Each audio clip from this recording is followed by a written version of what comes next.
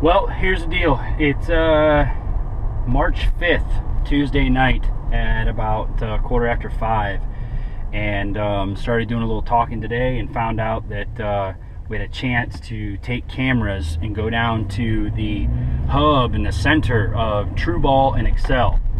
I wasn't planning on leaving for Alabama in the ASA tournament just yet, but being is that we have an opportunity to spend some time at the factory and spend some time with Brandon Reyes and just kind of see how he practices and stuff like that, and kind of give you a pro reality series on that side, and with a new pro, checking him out. So I am going to gas up real quick, jump on the road, and drive about 6.5 hours straight down to Virginia, and grab a hotel tonight, get a couple hours of sleep, and then we're going to run some video tomorrow and go over to the TruBall and Axcel factory. So it ought to be really, really cool. I'm excited to go check it out, and just to see how, you know, just a kind of an inside look. So it'll be exciting. And then tomorrow we'll all carpool and rendezvous and hitch wagons and whatever else we got to do, and head down to Alabama. So there's a big nasty snowstorm coming tonight, coming from, it sounds like coming from the west, but it might be coming from the southwest. So I'm trying to hurry up and get in front of it, and get down through West Virginia before the snow starts flying. So anyways, I'm gonna get some fuel, I'm gonna get some snacks, and we're gonna get on the road.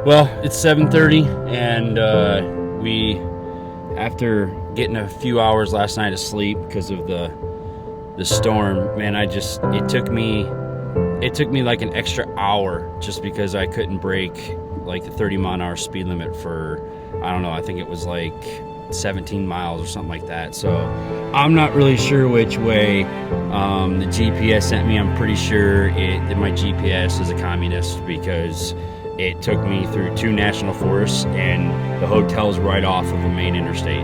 So why I went across the state the way I did, I'm not really sure. But anyways, we're me and the camera here. We're waiting on Brandon. It's 7:30. I'm gonna run inside and get some of this free continental breakfast, and then we're gonna head over to the TruBall Axcel headquarters and check it out. So let's go inside and get something to eat. I'm starving. I have been engineered to be launched from today's high-performance shooting equipment.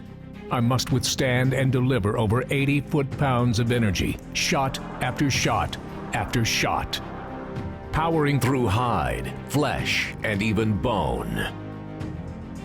From the tournament trail to the trailhead, when I return to my quiver, I'm still straight. I am Gold Tip, the toughest arrow you will ever shoot. So you are not just a target archer? No. Shot that coyote in your home state. Really? Ohio, hunting with a buddy, Tim Roberts. Just got that back, actually. That's a great mount. And I shot the turkeys here, my first 2 turkeys with a bow. Yeah? Yeah, we have so many semis and stuff driving on. Kind of love this.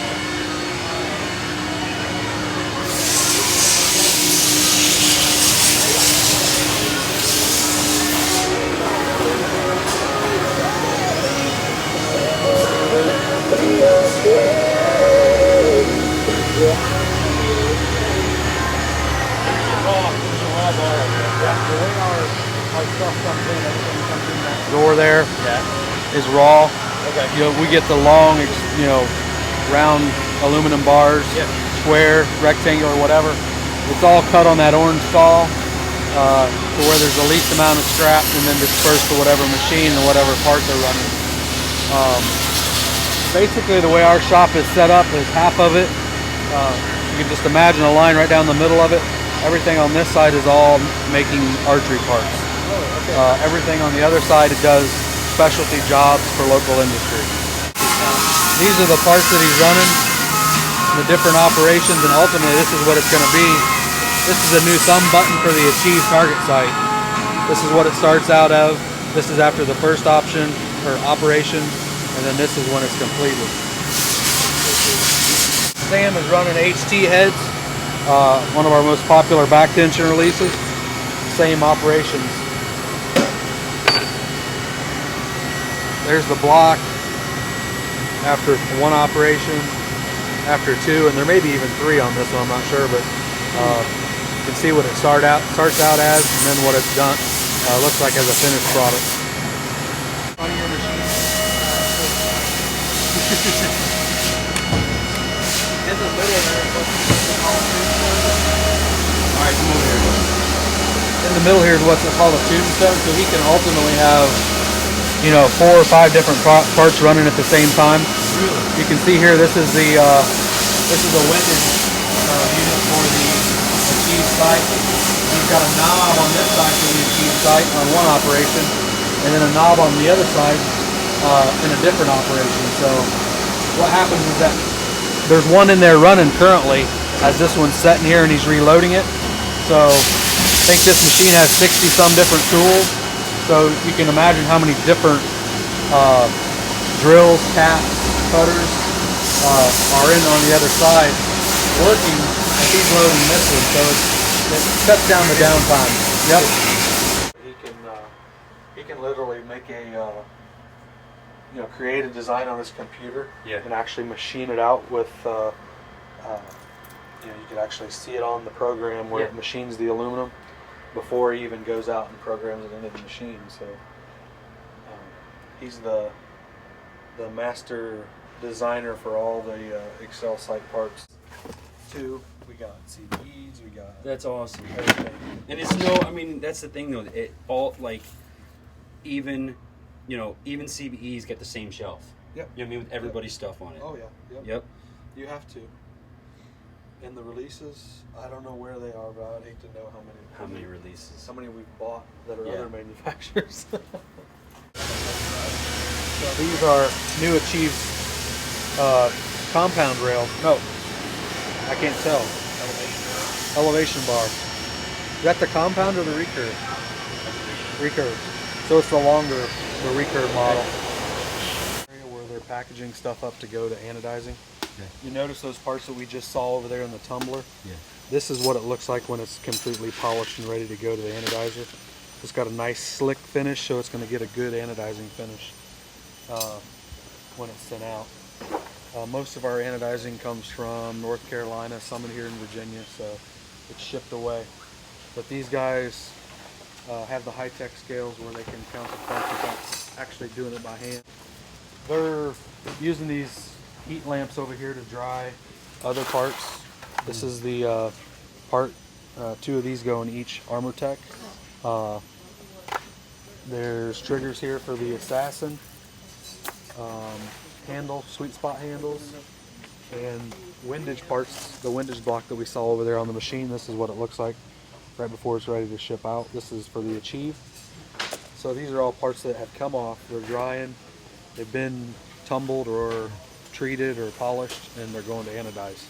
So once we get some of those parts back from anodize, they'll come over here, and almost every part gets some type of engraving, and that's done over here. This is our newest laser, and this is doing a scope for the Armor Tech hunting sight.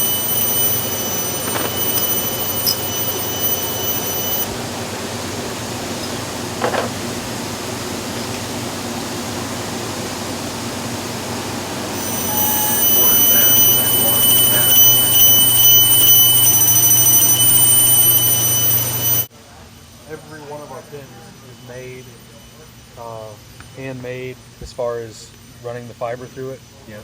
So this is about halfway through the stage. I'll try to get a color you can see a little better.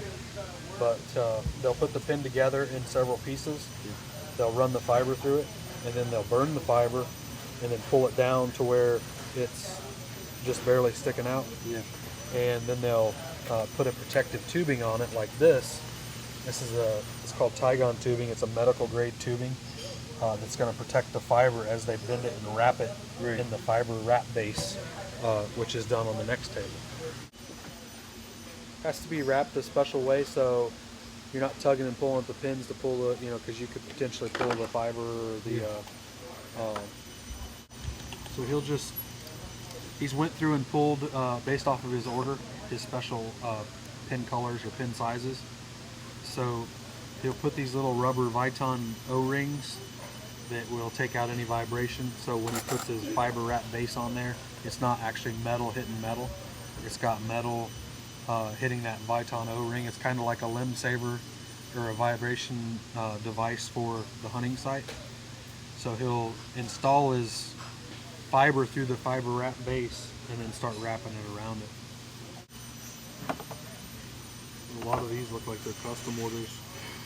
We generally do a green, red, yellow, red-green color combination like on the standard 5-pin, but we have people that constantly all green, one yellow in there, and That's it looks what I like did. looks like the top pin is 29 thousandths and the rest are 19s on that particular one. This one is 4-pin with a 19 green on top, yellow, green, yellow, I think is what it is, and the bottom 3 are 10 thousandths. So Hold it there. Hold it there.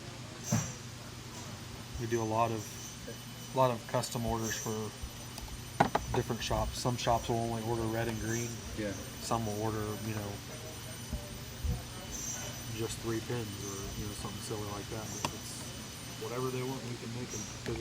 Now, for the people that may be watching this for the very first time, this stuff is ambidextrous. Yes. Correct. Yeah, all of our hunting sites, our target sites are not, but our hunting sites, Okay. you basically take the level bubble from one side and flip it to the other. That's why you'll see a flat shelf on both sides. So you would take the bubble and put it on the bottom side, and then that would take it from a right to a left-handed. And essentially, then your sight would also be the opposite way. The only difference is your knob's going to be on the bottom rather than on the top. There's that, my friends, is how it's put together. All right, B. Reyes, we are obviously we just got done taking a little tour, and we're headed over to Phoenix City. So talk to me. There's a lot of people that love, what the pros are shooting. What are you shooting this weekend? I mean, tell me everything that you got going on.